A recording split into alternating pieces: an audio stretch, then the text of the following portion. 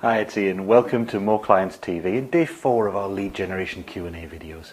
Really quite excited about today's question because it highlights an area that so many people get absolutely wrong, but it can make a huge difference to your ability to generate leads. It's all about how you think about lead generation and what you do with leads after you've got them. So I'll see you after the titles.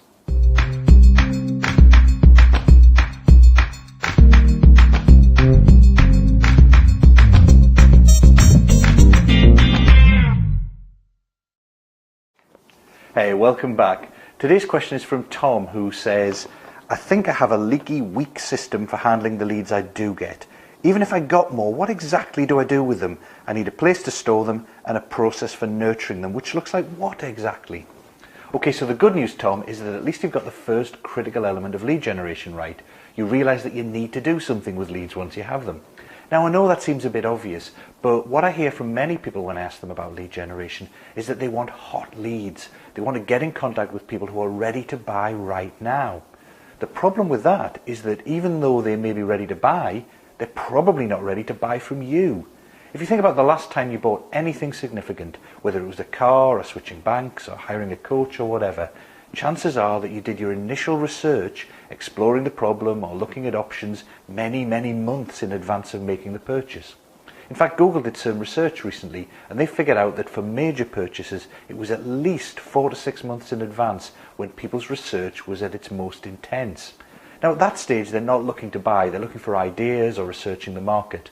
By the time they are ready to buy, by the time they're a hot lead, they'll already have built a relationship with the person they're going to hire, or they'll be 99% certain of the car they want to buy or whatever. And that last period of time is just confirming the decision. So if you want to be the person they hire, you have to be making initial contact with them well in advance of the purchase and then nurturing your relationship with them so that when they're ready to buy, you're the first person they turn to. So it sounds like Tom understands that, but he's looking for how to do that in practice. So when it comes to nurturing relationships, you first have to look at what sort of market you're in. And there are two extremes here. You could be in a one-to-many market. If you have 100 or more customers every year and each individual customer doesn't bring you in a ton of revenue each, then you're in the one-to-many situation. If you've got just a handful of customers or clients and each individual one brings you 10, 20, 30,000 or more each year, then you're in a one-to-few market. So if you're in that one-to-many market, then when it comes to nurturing, you can't afford to personally invest a ton of time and money in each individual customer. You can't have a 3-hour face-to-face meeting to sell £100 or $100 of product, so you need to automate your nurturing. If you're in a one-to-few market though, then not only can you afford to invest a lot more time and money in each individual client, but you have to if you're going to persuade them to pay you a 5 or 6 figure sum to work with you. So you nurture those relationships personally. Now most of us actually have both types of customer in our business. I have one-to-few relationships with larger companies who buy my live training courses or individuals who hire me for personal coaching, and I have one-to-many relationships with people who buy my online training programs. And your business could well be similar. Now the key insight here is that you have to nurture these two types of customer differently. You have to automate the one-to-many nurturing, and email marketing is usually the way to go. But you have to manage the nurturing personally for your one-to-few customers. Just automating it isn't good enough. It isn't going to build a deep enough relationship for that big purchase. So with those one-to-few relationships, if you've got 20, 30, 50 or more prospects, then you need to put them into a CRM system of some sort to keep track of where you are with each one. If you've only got 5 or 10 of them, then to be honest, you can just keep your notes in a handwritten notebook. It's perfectly manageable that way. Then what you need to do is every week or every month, depending on the potential of each contact, you read your notes on them and think about how you can do something useful to build your relationship with them that week.